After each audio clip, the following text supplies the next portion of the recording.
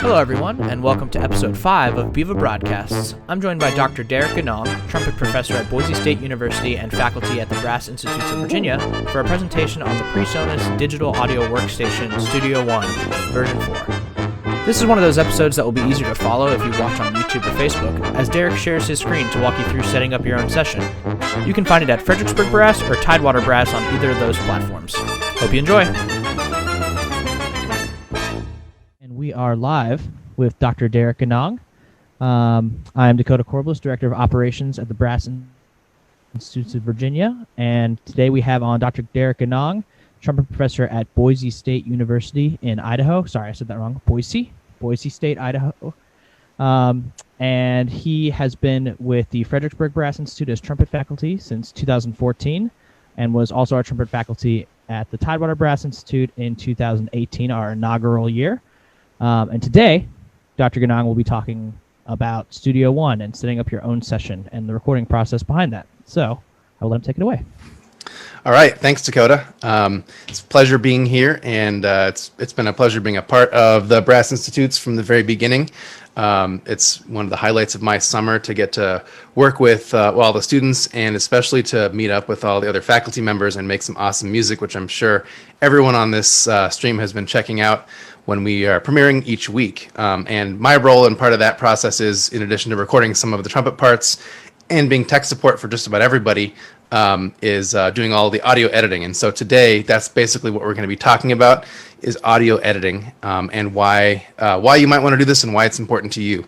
And so basically, I'm going to frame this entire event today sort of like a job. And so being that, this is the Brass Institute of Virginia, Brass Institutes, and we are all wanting to become professional performers and players, and people who are able to make our living doing things in the arts and music related. I'm going to frame this as a job. So let's say, let me first ask a question to Dakota over here and say, who's your favorite film score composer? John Williams. John Williams. All right, Easily. That was original. Who's your second favorite? Second favorite. Let's go Giacchino. Also John Williams. Okay. So let's say that you get an email after this is over, and it's John Williams.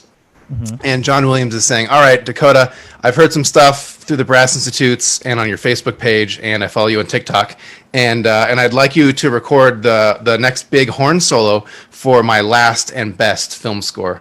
And attached to this email is a MIDI file and the horn parts, and I need it in 48 hours. Great. Is it for Star Wars 10? 11 or 12 or something like that. Anyways, so you get this. This is the challenge: is that you've been asked, to professionally record something that's epic, and you have a very quick turnaround time, which means that and it's COVID, so you can't go down to the studio and rent studio time and have someone do it for you. So what do? 6 months ago, you probably would have turned it down or given it to someone else or freaked out. But I called Derek. Exactly. Well, all the skills that you need to do this type of a project are at your fingertips. And as the Fred Brass Faculty Ensemble is showing us, and you all, that this can be done, and we are doing a premiere every single week, and we are not meeting together because we're doing this process. And so that's going to be the framing of this entire discussion today. Is John Williams sent you the music and a MIDI file, and perhaps some already recorded parts that people have already done, and said, it's now your turn to do something. So what do we do, and where do we start? Well, we're going to be using a piece of software by PreSonus called Studio One, and up until yesterday, the most recent version was Studio One 4, and there are lots of different versions of Studio One. There's the Prime version, the Artist version, and the Professional version. And the only big difference between those three versions is like the number of tracks you can record simultaneously, as well as plugins and some other things I'm forgetting about. But the really cool thing is that the Prime version is 100% free. Now, yesterday, PreSonus, bless them, they released Studio One version 5, which is a huge update that includes scoring and live performing, and basically it gives Logic Pro a run for its money, which pretty much was unchallenged in the area of live performance as well as high-end notation integration. So I'm looking forward to checking out Studio One 5. They've also dropped the pricing of all those by considerably, so you can pick up the artist version for as little as $50 right now, which is awesome. However, they have temporarily, I believe, pulled Studio One Prime from the store. So If you're like Dr. Johnson and you waited until today to download the program, you're going to be out of luck. But I have a feeling that they're going to bring it back once their launch week is over, or they're going to be figuring out some other way to have that. But otherwise, there's been no better time to invest in it because Studio One is extremely high-end, full-featured, and 64-bit. And what that means is that it's going to run every time and be stable. I've been a long-time Pro Tools user, which is the industry standard. And Pro Tools is amazing for recording audio. However, those of you who have used Pro Tools and are Pro Tools veterans will know that about half of the amount of time you spend with Pro Tools is just arguing with it and trying to get it to work correctly. Whereas I feel like with Studio One, I've spent very little downtime. However, I'm looking over at my other monitor right now, and I'm seeing that there is an issue we're going to have to look at right away, which is interesting now. But it's probably a timeout issue or something like that. Anyways, Studio One is great. It's fully featured and now has notation and live performance. So I highly recommend it. And if everything goes well, I'm going to be using this teaching my audio tech classes at Boise State. So anyways, software is the first thing. And I guess another thing I neglected to mention is that if you purchase hardware, which is something that you will need to record professionally, and by hardware I mean an audio interface and a microphone, most of the time if you buy an audio interface, it will come with the recording software that is associated with the manufacturer. So if you were to buy a PreSonus audio interface, it will come with the artist version of Studio One. And so that's great because it's free. And so, for example, right now you're hearing me through their entry-level 2-channel model, their AudioBox 96, and that comes with Studio One Artist for free. And so that's a really good way to get that kind of software. If you were to buy like a Focusrite, it would probably come with Steinberg's thing, because I don't think Focusrite makes a DAW. But I think it's a thing to consider when you're shopping around for an audio interface is, does it come with a DAW? And I like PreSonus, and I think the compatibility between Mac and PC is really great. It also has good Linux compatibility if you swing that way. So you're also hearing me talk through an Electro Voice RE320, which is a famous broadcast-style microphone, which is a dynamic cardioid. There are lots of other types of microphones. The microphone that Dakota is talking into right now is a ribbon microphone, and it's by MXL. And ribbon microphones don't need power unless they are an active ribbon microphone, and they're typically really great for brass instruments because they have great clarity and they can handle high SPL or sound pressure level. And so if you are just getting into the game and you are a brass player, because this is the Brass Institutes of Virginia, of course, I would recommend you can get a decent ribbon microphone for as little as $100, and you can get a decent audio interface for also as little as $100. And so plus your microphone stand and your microphone cable and your headphones, you can easily, under $300, get into this game. And all of the recording that Dakota has been doing, and also Buddy Deschler, they've been doing this on this $100 ribbon microphone by MXL that I've been recommending. Now, if you listen to the stuff that I've been playing, I'm playing on a different microphone. I have an active ribbon microphone that's very expensive, and then I got used, and I'm very happy with it. But the world is your oyster with equipment, but getting set up is great. And I think a lot of people say, I just want a USB microphone. I just want to plug it in and have it work. And that is exactly the kind of attitude that will get you into trouble with music technology and audio technology, is that you need the right stuff, and you need to be analog as long as possible. And to be perfectly honest, for the price of any USB microphone worth recording music into, you can get an entry-level studio setup like Dakota has, and have much more flexibility into the future. So I have a question for you, Dr. Ganong. Yeah. In the past month, have you spent more money on audio software and hardware or mouthpieces? Definitely on audio equipment, because I've been selling a lot of mouthpieces. Because right now, right now is the best time to start tweaking your gear because there's no gigs. Yeah, that's fair. So if you're not taking advantage of this time right now to tweak your gear, then you're doing it wrong. Yeah. Anyway, so I'm sure there's going to be a lot of questions about hardware, microphones, things like that. So please engage with us on the Facebook page and also with questions in chat right now. But I want to spend time diving into Studio One. And so, the first question that people will pop into their head who aren't familiar with this is, why learn this stuff and how does it help me? And so looking at our challenge right now, why? Because you can get paid to record music. And how does it help you? Because you can get paid to record music. And I think that, even before COVID, people recording at their home studios on their own was a big part of being a recording artist and a big part of recorded sound. And so, COVID has only, brought it to the surface because we literally can't meet together to do these things now. And so learning how to record and how to do high quality recording is awesome from a professional standpoint for recording audition videos, audition tapes, for creating media and content, because content is really the way that we engage with the world right now primarily. Beforehand, content was like 50% of how we engaged and the rest was the gigs that we did. And now it's like 95%. And so content creation is extremely important. And also for those of you who are, aiming for higher education and, and like the newly minted Dr. Johnson and the soon to be newly minted Dr. Corbliss over here, schools are now going to be really looking at how competent you are with technology and specifically music technology in the music field. And also with our Zoom platforms and things like that. And how do you engage other than just like standing in front of a class? And so I think that learning these skills is going to really be the ace in the hole for a lot of us, a lot of you all who are going to be trying to enter into the job market. And those who can barely turn on their laptop, that's going to show in the resume and that's going to show in their interview round. And I think this is just one more feather in your cap to differentiate yourself. So that's great. So I think I'm going to move on and we're going to dive into Studio One. And so what we're going to do today is we're going to go all the way from the beginning. And again, keeping in mind the challenge from John Williams. So I'm going to go ahead and share my screen. That is, if I'm able. Here we go. So we're now looking at Studio One, and also let me just get a thumbs up over here from Dakota that we're still hearing sound. Okay, I think we are good now. We're good now. Ran into a little issue for the past 30 seconds or so, but I think we're okay. That's all right. Nothing I say is important. So moving over here, we have our Studio One, and this is our startup screen. And so this is kind of what it will look like. You can see all the sessions that I've done over here in the last 4 months. There's been a lot.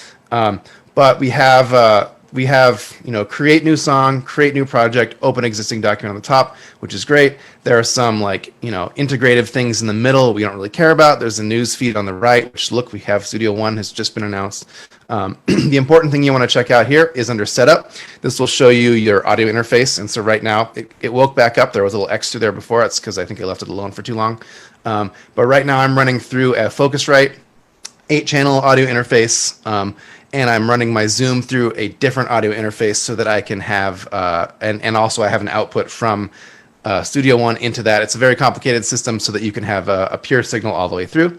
But that basically shows it. You can click on it here and you can change where you want. There's a lot of different presets. Audio box is what Zoom is through right now. And you can change these things over here. Basically, you want this to be low when you're recording and high when you're mixing. Device block size is the same as buffer in other programs. So if you're dealing with latency when you're trying to record, that's where you're going to want to look. And again, there's a lot of really good help articles. And Dakota will tell you that every answer is just one Google away. And if you ask me, right, then I'm just one Google away from it. So your sample rate is how high quality your recording is going to be. This is at 44.1, which is normal CD quality. My interface, one of my interfaces goes to 96 and one of them goes up higher than that. Generally speaking, this is fine. And it also monitors your latency here. So that's, it's going to be set kind of where it's going to work to begin with. And it should kind of manage itself, but those are things that you can do. So John Williams has sent it to you and he says, all right, I need you to send me this solo, but I need you to record at 96K. And here's the MIDI file and the music. So you're going to download those things. And so what you have from John Williams now is a MIDI file. You have the sheet music, and you probably have a couple of other audio files that are already recorded elements. And so it's going to be really important at this stage with Studio One to have the metronome markings correct from the music, because John Williams, and if you were to say Goldsmith, this would also be especially true, oftentimes doesn't just write in 4/4 and one time signature the entire time. And so the way to get Studio One to show that, and this is very important, is that you have to grab the MIDI file and you put it into Studio One at this point. If you were to already set up your session and you throw the MIDI file in, then it currently doesn't support importing the tempo map that way. Although I bet you they fixed that in Studio One 5. I haven't dove into that yet. I feel like they figured that out now.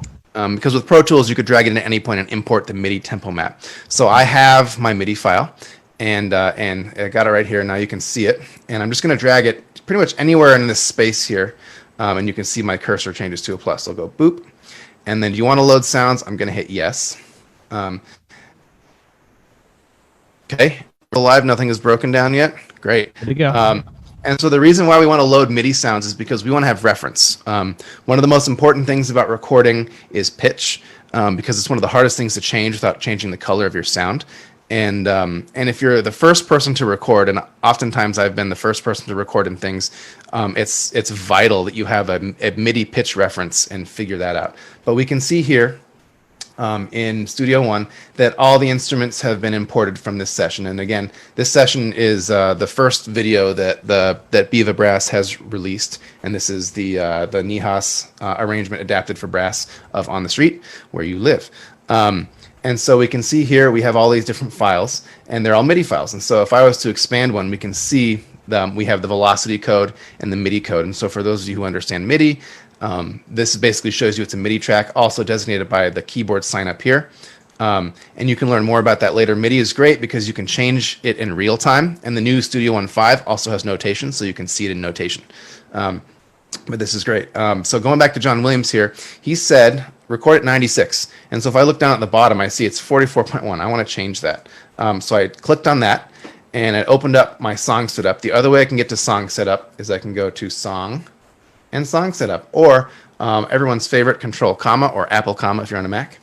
And in here I see my sample rate, and so I'm going to go boop, and I'm going to go, he said 96, we're going to record at 96.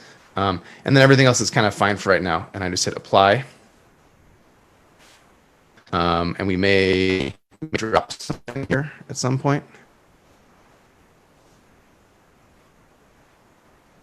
Okay, so there we are. It looks like we may have lost Dakota over here at some point, but that's okay. He might pop back in, but we're going to keep going. So I've updated my sample rate, and I'll click OK. And so up over here, we're just going to do a brief tour now. We're going to say, all right, I want to make sure that it imported my tempo. And so on the top left here in Studio One, here are our track controls. We call these track controls. And if you look at the one that's a clock, that corresponds to time. And so if I click on here, and I can see, all right, it put it at 160, and I can verify that with my music. And the cool thing about this one is that it's in the same tempo the entire time. It looks like there is a slight retard of some kind going on right there. And you can see that in this tempo map. You can also change it if you want.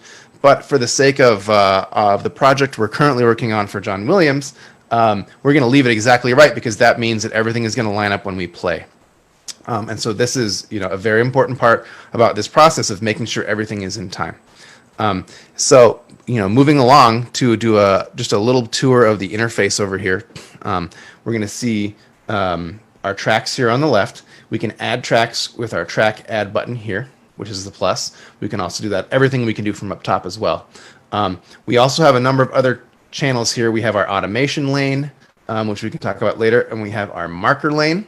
And the marker lane is great because you can mark things. But the first thing that you want to do before you start recording is open up that marker lane. You can see there's a start.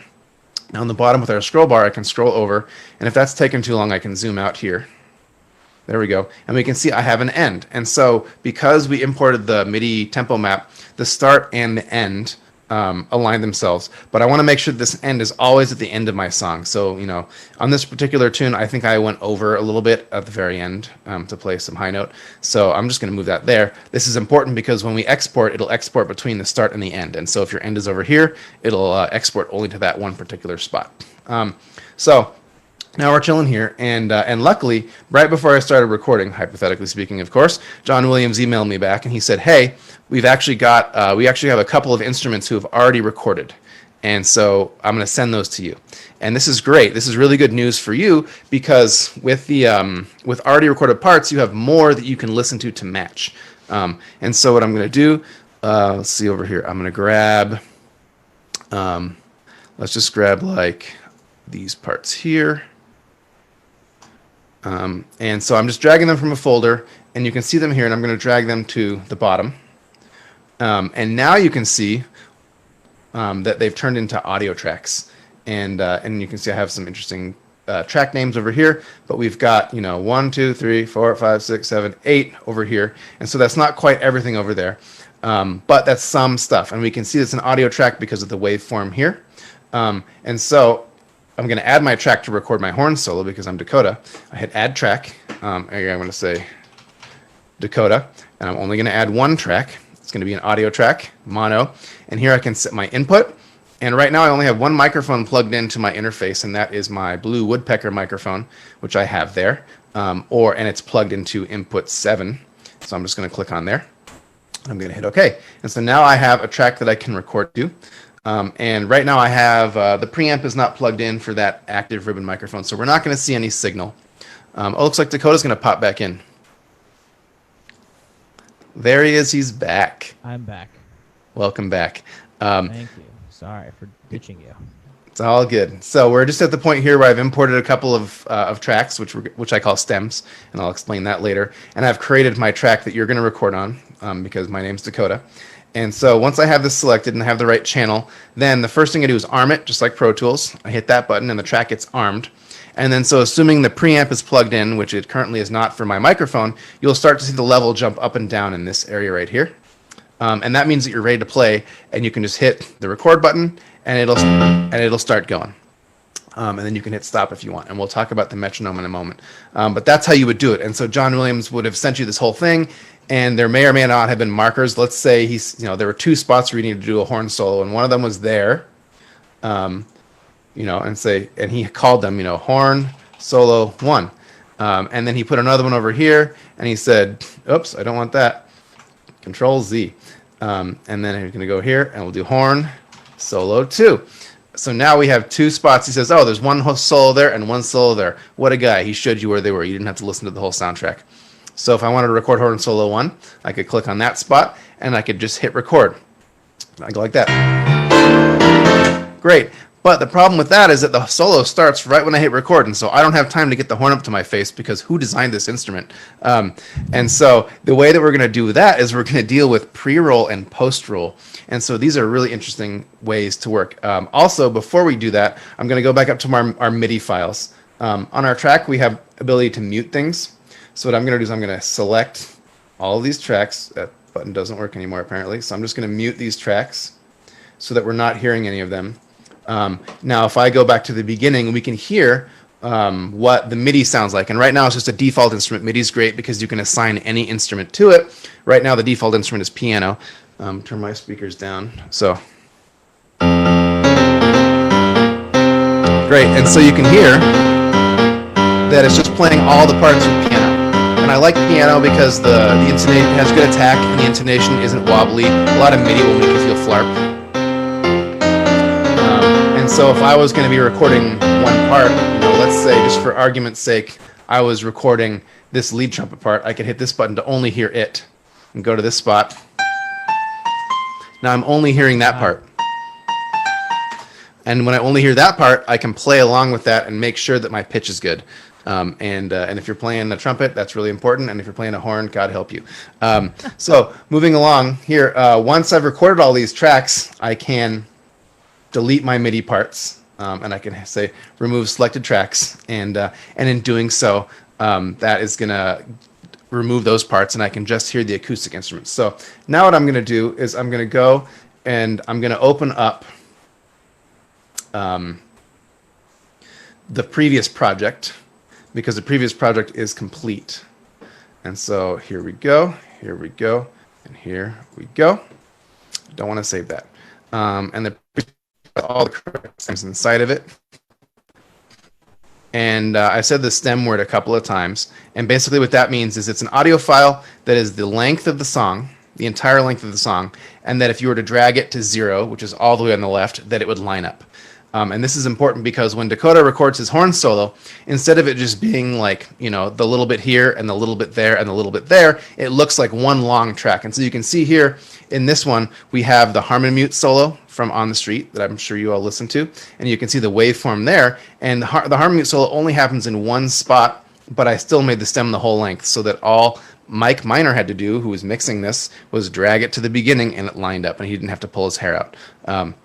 And so we'll talk about how to do those stems, but let's just add Dakota's track back again, and it already has a name because that's the last name I used. And I'm going to set whatever input I want over here, and we'll do that one. And let's say that you're not seeing the right input, for example. You want to expand this track here, and if you're not seeing the right input, you're not seeing the right thing over here, you can click on the input and you can go to Audio I/O Setup. This is something that I have to do occasionally because I go between two different audio interfaces sometimes. And so if this didn't show the right thing, this shows all the inputs. So on my particular Focusrite, it's detecting 8 inputs, which is correct. And that these are the names of the input coming from the hardware side, and that these are where they're assigned. And so looking at this, I can see that input 1 is assigned to microphone 1, and input 2 is assigned to microphone 2. And so for arcane reasons, you can change these. It's kind of like a digital patch bay. But what I did, because I could never remember which microphone port my woodpecker was plugged into, my microphone, and I have it plugged into one that's not 1 or 2, because 1 or 2 come out of the front of my interface and the rest come out of the back, and 7 happens to be the easiest one to reach on the back where it's sitting on the floor next to me. So I plugged it into 7 and I just renamed it to woodpecker, so now I know.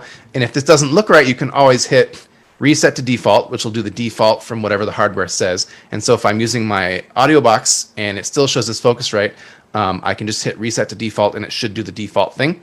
And what I've done here is I've created this as a default. So every time I plug in my Focusrite, I can do that particular default.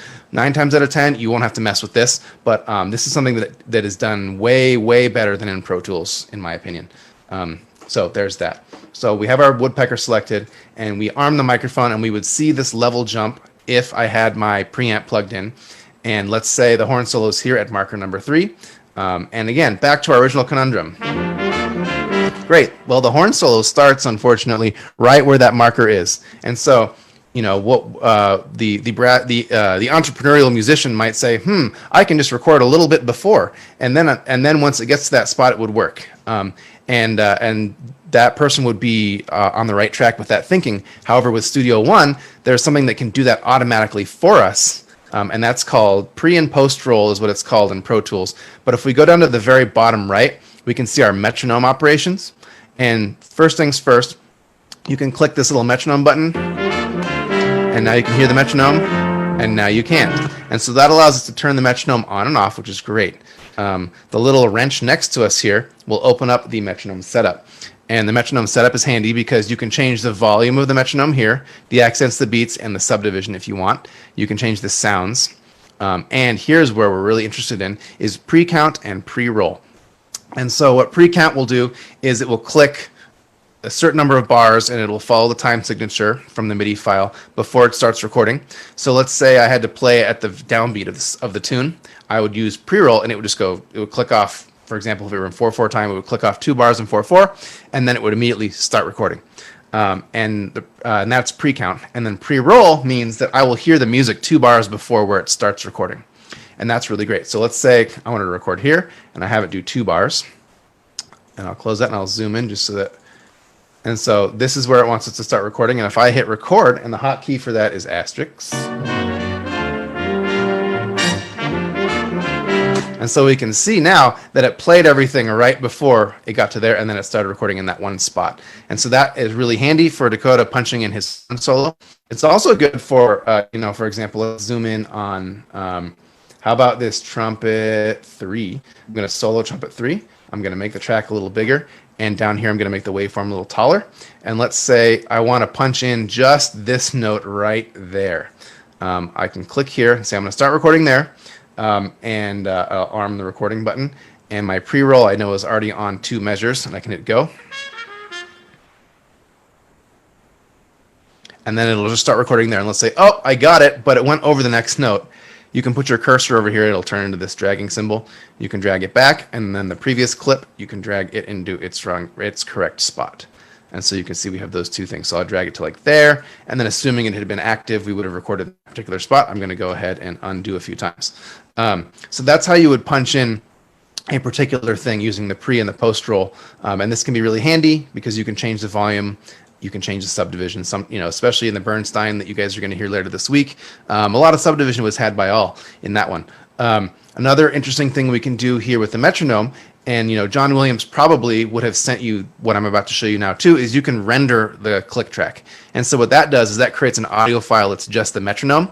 And that can be really handy when you're sending and doing stuff, because on one hand you have the MIDI file, but you also have the click track, and it allows you to check, double check what your click track is doing. And so if I was to click render, and it pulled up this window. And again, start to end. That's why that's important. I hit that, it'll render it. And now we can see that it has created my click track down here, and it's an audio file. And that's really great. What I can do is I can solo that, and I can just solo that and hear my click track, and I can verify that my click track is in fact the same as the rendered click track. And so this is just another way to double check, because it would suck if Dakota had the best recordings of his life on these solos, but for some reason it was compressing the audio in a weird way, and John Williams was not able to use it, and then he would have to call me to do it on Trumpet. So that is click track operations. Inferior instrument. Just sort of throw that out there. What was that, Dakota? A far inferior instrument. Oh, yeah. Mm-hmm. So, how's your coffee? It's doing great. Good. Yeah.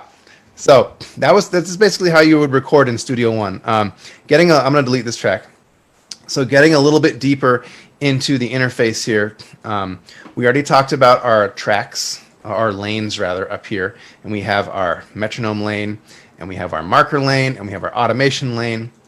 But moving down, we have our tracks, and every track has, at this size, has these default things. If it becomes a little bigger, it adds some stuff.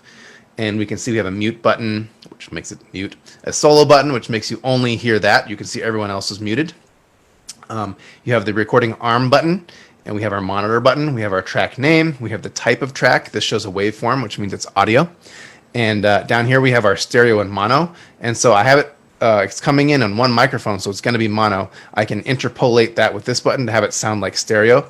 Pro tip, don't send John Williams a stereo file. Also pro tip, if you're part of a recording project, do not record a mono instrument in stereo, because then it will just make me have to do 3 more steps, buddy.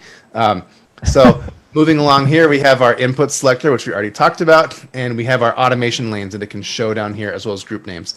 And so these are the same for everything. If I was to right-click this, there's a bunch of options here where I can open up in the edit mode. I can remove it. I can duplicate it. I can disable it. I can add a note. I can do all kinds of things here. Something that's interesting is this apply track names to channels.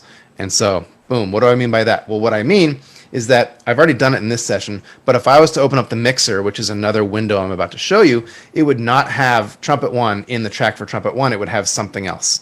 And so we want to have them, if you want to have them be the same names, you have to apply the names of the track to the channel. So moving down here to the bottom right, we have our 3 tabs: edit, mix, and browse. If we click on mix, it'll pull this up. Whoa, that looks crazy. Not really. But we can see here that these correspond to these up there, but this just gives us a little bit more detail. And so you're not really going to have to worry about this if you're recording for John Williams, because they're going to do it. But let's say you were just recording your horn solo and you really wish you could hear more of the violins. You could turn up the violins here, and you could turn down everybody else. And so this is very handy. Or let's say you can barely hear the thing you're recording to, or you can barely hear yourself, to compare it to the MIDI file. This is all a place where you can change those volumes. If you hold down the control button, it'll go back to 0. Kind of like that. And pro tip, when you're recording, you want to get everything to be, you don't really want anything to go above 0. Sound effects and things that you can see in these channels up here are designed to work in sort of like a middle ground. So if you have too high of a signal or too low of a signal, they actually will apply less. And so everyone will love you if you're, normalizing around 0-ish if possible. On the far right, we have our main out, which corresponds to our headphone out. And right now it's doing stereo. And I can see here also, like, let's just, for example, take trombone number 2 as our example. And we can see here, I'm moving down. It's set to input 1 because I didn't actually record this. I just dragged that track in. But that shows you the input, which corresponds to the input up on the track. But then moving down, we have where it outputs from. And so right now we can see I have main or bus. And so main would mean the trombone would go straight to the main. And that's probably how you would normally do it. But what I've decided to do is take everyone and run them through some effects. And so instead of applying some reverb and some limiting and some equalization to everyone individually, I'm applying the same to all of them. And assuming everyone's recorded in a fairly neutral space, it should affect them all similarly, and so it can give the impression of them sounding like they're in a space. So right now I have it sent to bus 1. We also have side chains, which are ways of recursively applying effects. don't worry about that. So we can see everyone here is going to bus 1, except for the track that I created. But if I wanted to also put that to bus 1, I could do that. And so now, where's bus 1? Well, here's the bus, and here's where you get on it. And we can see on the bus, it doesn't have an input, and we can see here that it goes to the main. I could also sidechain more things from there if I wanted to, but we can see that the bus is stereo, and up here I have effects. And so in my insert area, I have an equalizer, a limiter, phase meter. I have a couple of things in there, which is applying to that. And then it goes to main. And we can see that in main, I have another little set of effects, but I also have some post delay. And post means that it's applied after everything. After even the volume changes are done in main, that's post. And so in doing so, I can apply a range of effects. We can also go over here to Trumpet 1. We can see I've added even more stuff to Trumpet 1 because in this type of an arrangement, it's like a big band arrangement. And so the lead trumpet sound is pretty important. And so I crafted some mixing effects here to make that kind of sound the way that I wanted it to be. Now, none of this mixing was used by Mike when he did it. And I'm sure it'd be great to get Mike Miner on here to talk about the mixing process because it's truly a dark art. I basically just did this to make it sound good for me. But you don't really have to worry about anything else here. Below the bus, we can see how this little blue line, these are our pans. And we can see that I've put everything to a slightly different space in the pan. And so when it's mono, everything would normally be in the middle. And so sometimes it'll sound muddy because all the sound is coming straight at your face. But we can pan it so that it sounds like things are around and it gives the illusion of a stereo image. And you'll be amazed how big of a difference this can make. And that's also why it's important to have mono tracks for instruments that are not stereo. Now, if you're recording a piano, you could probably go stereo. For drum, I usually record drums in stereo.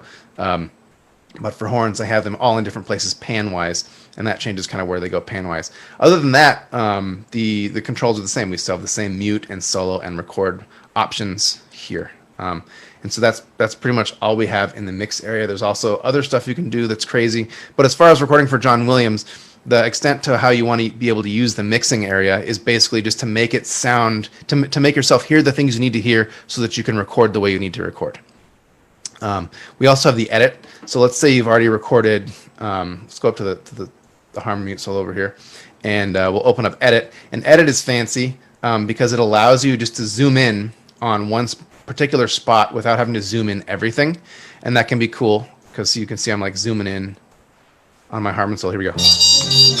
Yep. So they're the first two things you can hear, some of those effects coming through.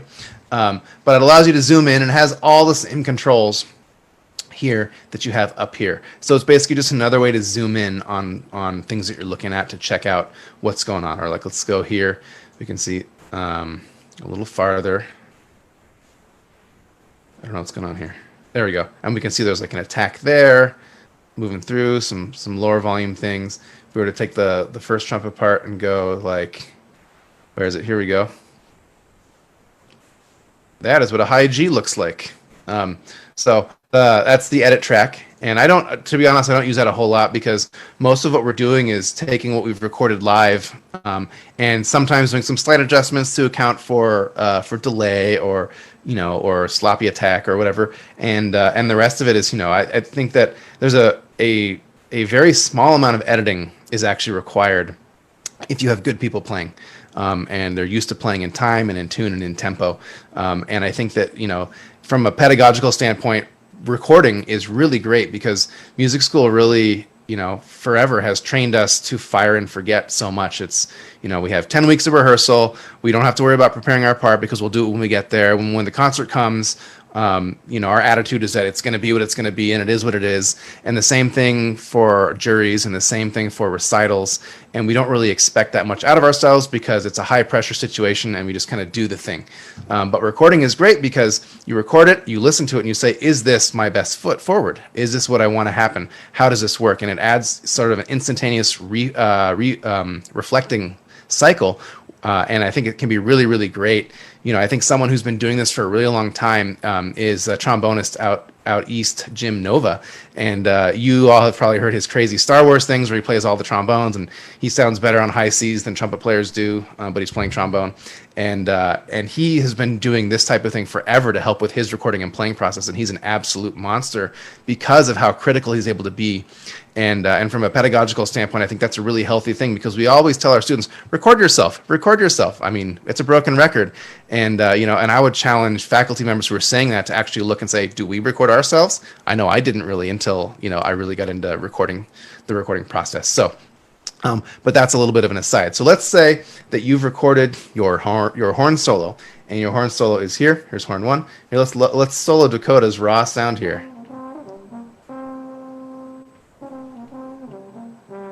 Put me on the spot.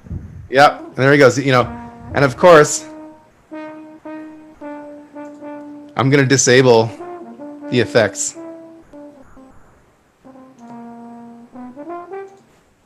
So here's what it sounds like with no effects. I'm going to add, that's with the bus, second, and post.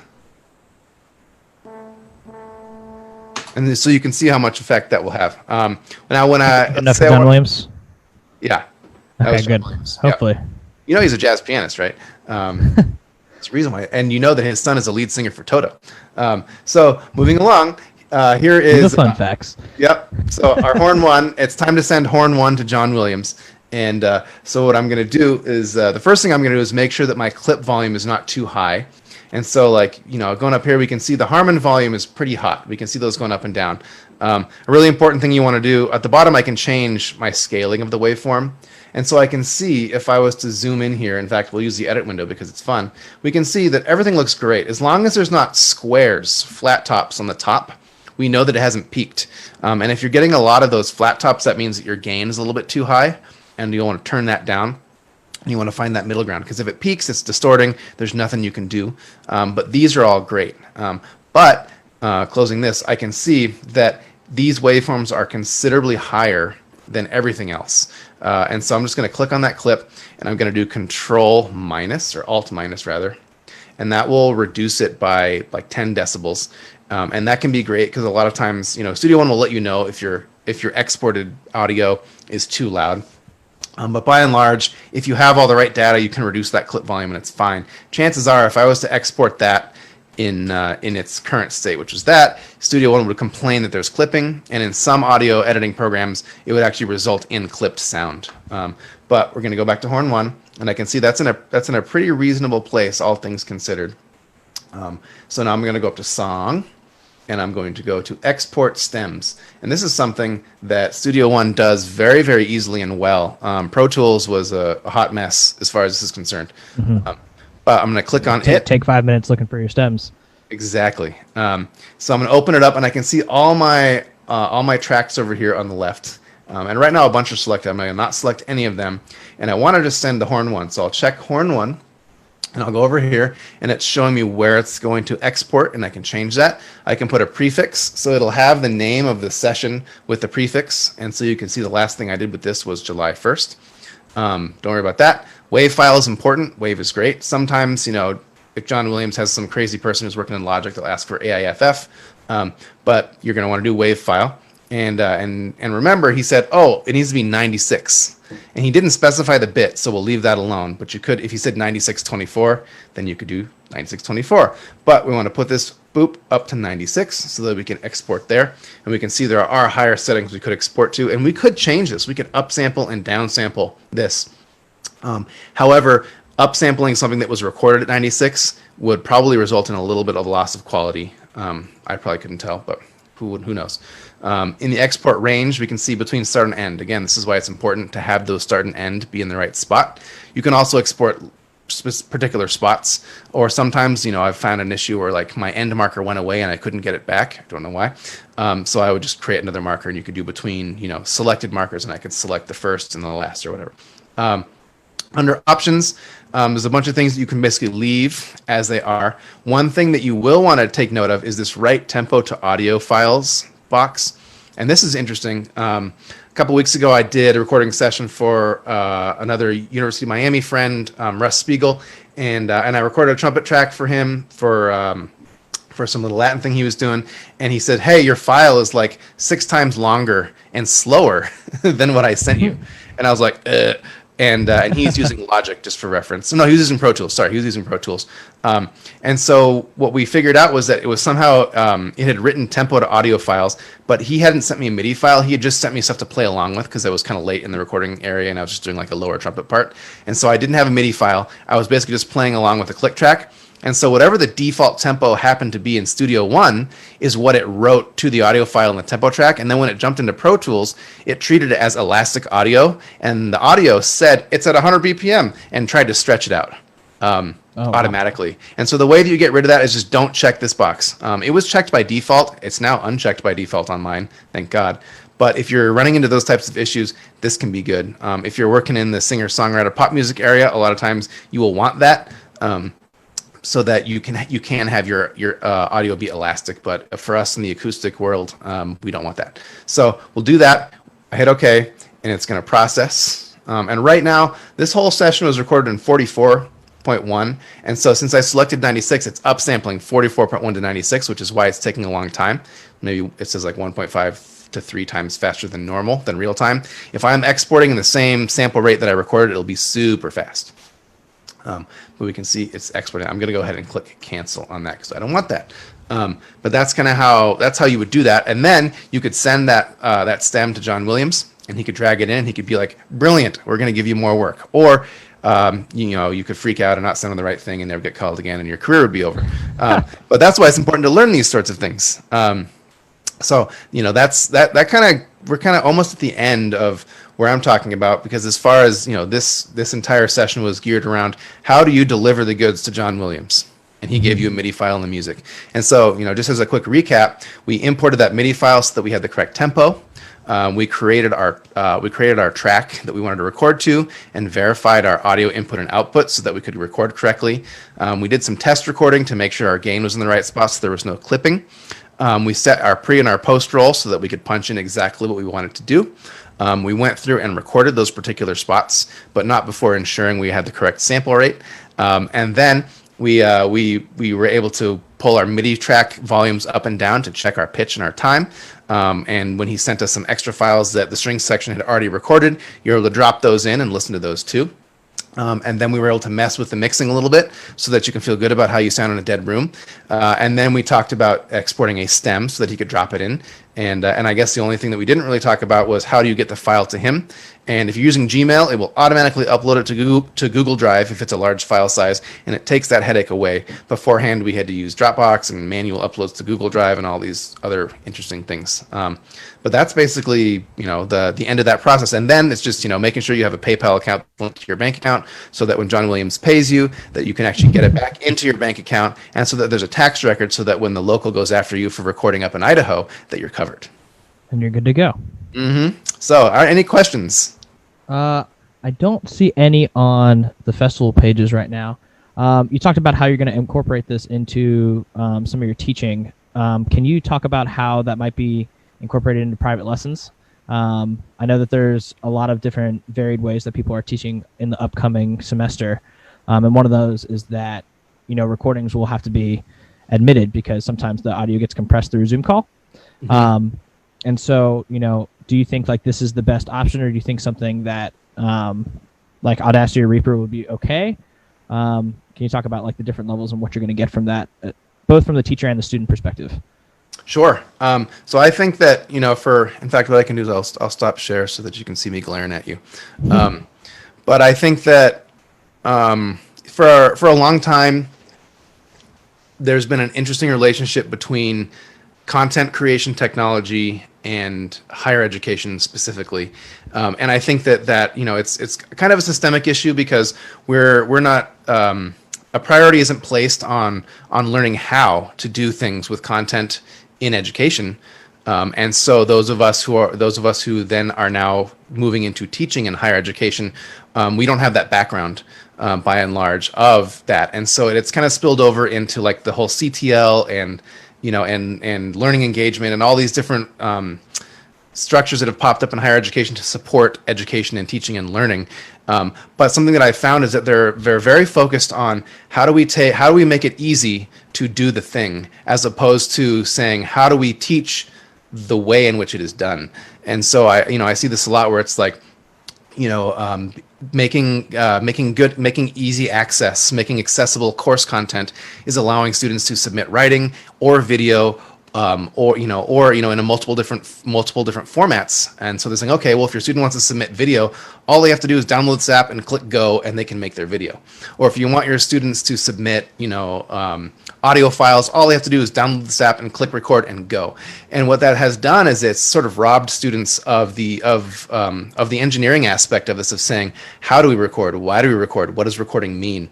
And so ultimately, when they get into the professional workforce, they really have no idea or no way to figure this out. And I make a parallel to like the world of computer science that I'm fairly familiar with. And it was, we learned how to do an object-oriented programming language, not so that we would use that language, but so that we would know how to learn other object-oriented languages or other languages in general. And so the fundamentals of learning, the underlying structure of how the technology works allows us to exist in an environment where there's more than one piece of technology by more than one manufacturer that we may or may not have to figure out how to use. And that right there is a job and career mobility skill. And so going back into music education, I think Audacity is fine, but why would you have them use Audacity when that's not what they're going to use when John Williams calls them? Right. And so I think it's extremely important to jump right into the types of tools and to give students the types of experiences that are directly analogous to what they're going to be doing in the real world, because we're doing them a disservice by not having them struggle with the how. And and it's really, the responsibility starts with faculty members saying, okay, we need to figure out the how, and we need to jump into this feet first so that we can lead the students through this process. So in private lessons, using Studio One or any kind of recording software can be really great, because you can have students record and you can review it. You can look at their waveforms and say, you see these attacks, they look good and they sound good. You see these ones, they don't look the same. So when you're recording, look at that and get this visual aspect as well. Right, it can be a vision, and it makes music, which is one of the most multimodal learning areas, even more multimodal, because now you can instantly visually see how you sound. You can also have them play along with you, or you can have them like download the recording of whoever playing whatever and play along with it, but you can have one be in the left channel and one be in the right channel. You can flip back and forth between them.